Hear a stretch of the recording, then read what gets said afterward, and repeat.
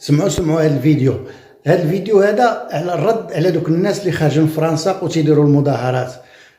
الايام الاخيره شفنا الشعب الفرنسي خارج تيتقاتل في الشوارع، كاين اللي تشد في الحبس، كاين اللي تضرب، كاين اللي تجرح، كاين اللي ما عرفتش شنو وقع ليه. علاش؟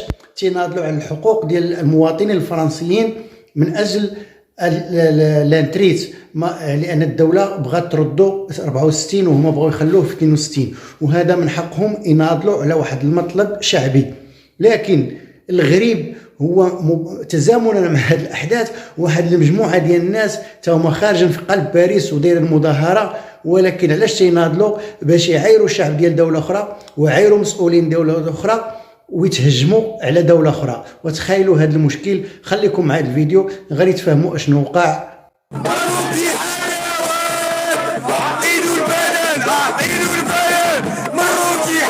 ولكن الحمد لله جاء الرد سريعا، وماشي من باريس ولا ماشي من الغربة، جاء من المغرب بالضبط. وهذا الرد باختصار وفيه معنى كبير، وخير الكلام ما قل ودل.